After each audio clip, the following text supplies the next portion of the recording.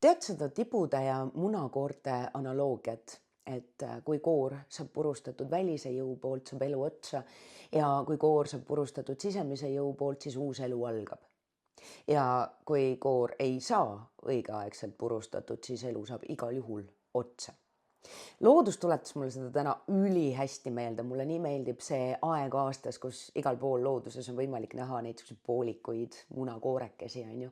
Ja see kuidagi tuletab nii hästi meelde, kuidas nagu uus elu, et kusagil elab see tüüp, kes sellest munast välja tuli. Ja ma olen selles võtmes jah paadunud optimist, et mulle meeldib pigem mõelda, et koor sai purustatud sisemise, mitte välise jõu poolt.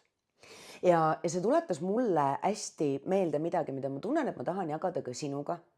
Et õpi aru saama, millal on aeg küps. Meil kõigil on elus erinevaid perioode ja vahetevahel tasub tõmmata teatud mõttes nagu kookonisse, teha läbi mingisugune sisemine muutus.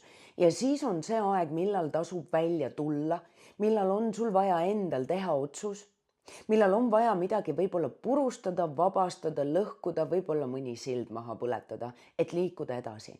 Millal tuleb nii-öelda hüvasti jätta selle vana minaga, mida iganes see täpselt sinu jaoks ka ei tähendaks. Ja on suur kunst eristada seda, millal tasub midagi hoida ja säilitada, millal see tibu teatud mõttes ei ole valmis veel koore seest välja tulema ja tasub ära tabada see õige ajastus, et nüüd on aeg sellest mugavusest välja astuda, nüüd on aeg teha mingid julged sammud. Ja tibu jaoks algab täiesti uus elu sellel hetkel, kui ta selle koore purustab. Nii et kas sul praegu on aeg hoida ja säilitada seda elu, seda võib-olla mingit uut ideed või seda, kelleks oled kasvamas?